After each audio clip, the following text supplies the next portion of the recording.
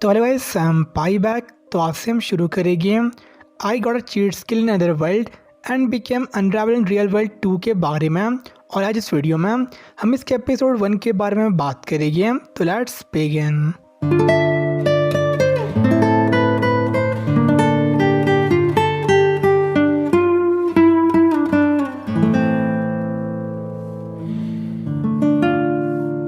तो एपिसोड की स्टार्ट होती है हमारे मेन कैरेक्टर यूया तेंजो से।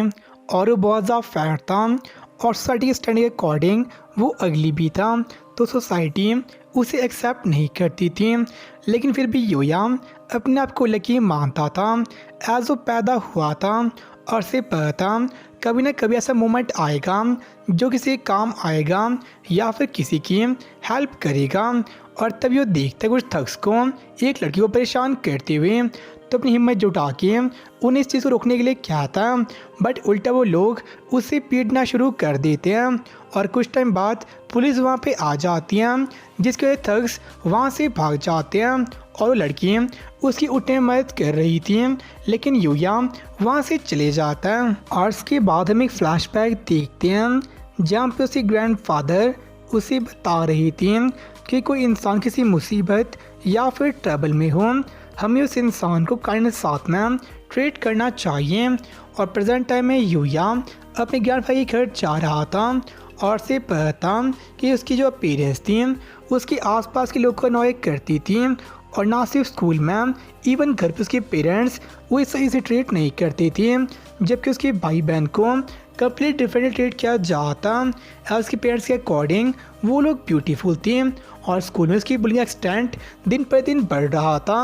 और उसके ग्रैंडफादर ही थे जो उसे अफेक्शन शो करते थे और उसे हमेशा एडवाइस करते थे कि चाहे जो भी हो जाए अपने ऊपर गिव अप ना करने को। और उसे बताते थे कि चाहे किसी भी स्टेट में हो उसी लोगों को काइंड साथ में ट्रीट करना चाहिए, एज ऐसा करने पे हैप्पीनेस खुद ब खुद उसे फाइंड कर देगी। बट उसके ग्रैंडफादर की भी डेथ हो गई थी, लेकिन मैं इससे पहले वो अपना घर और सारी प्रॉपर्टी युवा के नाम कर देते हैं।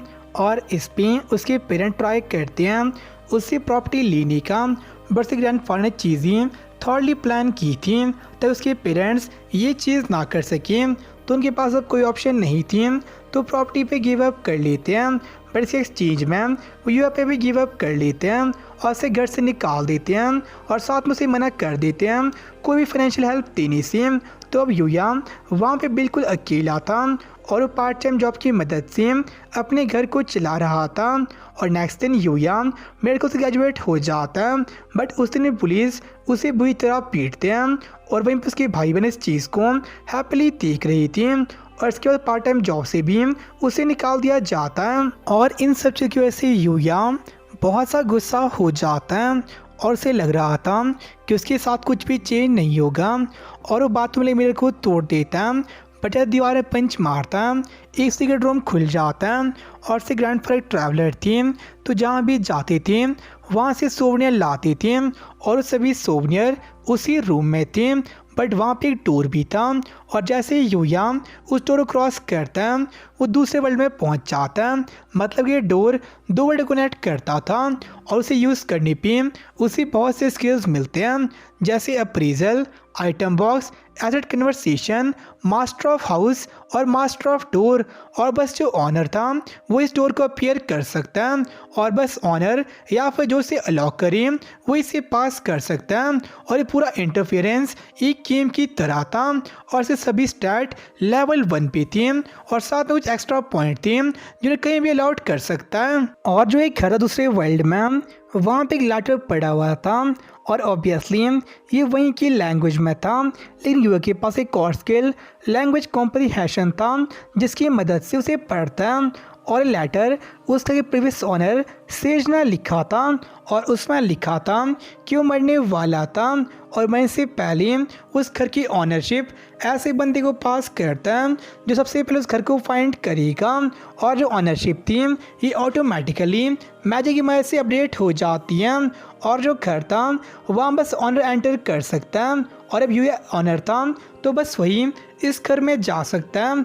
बट अभी युवा को विश्वास नहीं हो रहा था कि वो दूसरे वर्ल्ड में था, बट जो आसपास देखता है उसे यकीन हो जाता है और इस घर में बहुत से डेंजरस वेपन थे और वो गलती स्वॉर्ड को स्विंग करता है और उसे इंस्टेंटली स्वॉर्डमैनशिप स्किल मिल जाता है और इसके बाद वो बारी बारी सही वेपन को यूज़ करता है और सबके स्किल मिल जाते हैं और इसकी वजह से उन सब स्किल्स का एग्रीगेट एक ट्रू मार्शल आर्ट स्किल भी उसे मिल जाता है। लेकिन तभी वहाँ पे एक ब्लडी ऑग्रे आता है लेवल 300 का, बट वो यार्ड में एंटर नहीं कर पाता एज जो यार्ड थी उसी घर का पार्टिसिपेट किया जा रहा था और बस ऑनर ही वहाँ पे एंटर कर सकता है। तो ब्लडी ऑग्रे कुछ भी नहीं कर पा रहा था और मैं यू के पास में एक स्पेयर था, तो अपनी हिम्मत जुटाता है और ट्राई करता है उस पर अटैक करने की और बस एक अटैक में ही वो मर जाता है, जिसकी वजह से यूया को बहुत से एक्सपीरियंस पॉइंट मिलते हैं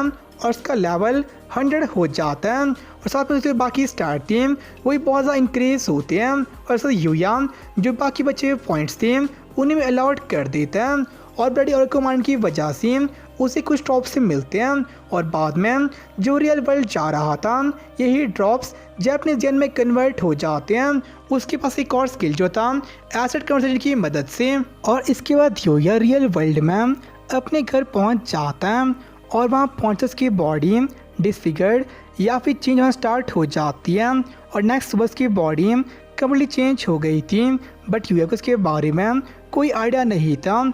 ऐसे घर में जो एकमात्र शीशा था वो उसने तोड़ दिया था। तो वापस दूसरे वर्ल्ड जाता है जहाँ पे यार्ड में एक फार्म को मेंटेन कर रहा था और उस फार्म में बहुत से प्रीशियस हर्ब्स थे और जो दूसरा वर्ल्ड था वो उसके यूज टू हो गया था और वहाँ के मॉन्स्टर्स को भी ईजिली मार पा रहा था और उनके ड्रॉप से उसे पैसे मिल रहे थे। तो मतलब कि जो उसकी वहाँ की लाइफ थी उसे कम्प्लीटली इंजॉय कर रहा था, बट अब टाइम होने वाला था उसका वापस स्कूल जाने का और उसे स्कूल कभी पसंद नहीं था और उसे वहाँ जाने से हमेशा डर लगता था। बट प्रेजेंट टाइम में जो उसका डर था उसे कम्प्लीटली ओवरशैडो कर दिया था उसी क्यूरियोसिटी ने जो उसे दूसरे वर्ल्ड के प्रति थी और वहाँ बाबा जाने की वजह से वो बहुत ज़्यादा स्ट्रांग हो गया था। लेकिन नेक्स्ट दिन से सब कुछ पहले की तरह होने वाला था। आज उसका स्कूल स्टार्ट होने वाला था और नेक्स्ट दिन यूया अपने स्कूल जाता है, बट वहाँ पे जितने भी लोग थे उनका एटीट्यूड्स के प्रति कम्प्लीटली चेंज हो गया था। और जब यूया क्लास जाता है वहाँ के बुलिस यहाँ तक उसके भाई बहन भी उसे नहीं पहचानते एज यूया कम्प्लीटली चेंज हो गया था। तो इस पर यूया बाथरूम जाता है और वहाँ की मिरर में अपने आप को देखता है तो बहुत ज़्यादा सरप्राइज था और तब वो रियलाइज़ करता है कि सच में ही सब कुछ चेंज हो गया था। लेकिन इसके बाद उसके भाई बहन उसकी बेइज्जती कर रहे थे और उसे इन्फीरियर कह रहे थे। लेकिन तभी वहाँ पे एक लड़की आती है जिसे यूया ने एपिसोड के स्टार्ट में बचाया था और यहीं पे एपिसोड एंड हो जाता है। तो ये एपिसोड काफ़ी सही था, स्पेशली इसकी एनिमेशन और जो एंडिंग और ओपनिंग सॉन्ग थे वो भी दोनों अच्छे थे और मुझे पर्सनली इसकी एंडिंग ज़्यादा पसंद आई। और हम देखते हैं एनिमे ये डिटेल पे बहुत ज़्यादा काम करती है ताकि हम लूप होल को फाइंड ना कर सके।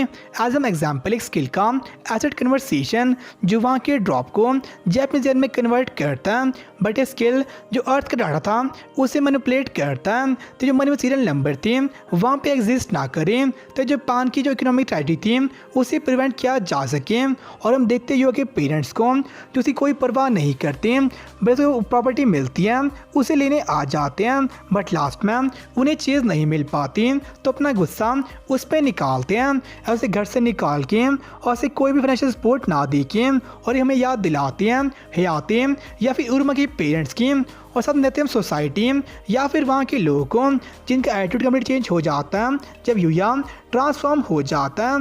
लेकिन यूया अभी तक चेंज नहीं हुआ था, ऐसी डेवलपमेंट अभी बिल्कुल ज़ीरो है, लेकिन आगे जाके ये चेंज हो जाएगा जब कुछ अच्छे लोगों से मिलेगा जो उसे जज करेंगे उसके करेक्टर से ना कि उसके अपीयरेंस से।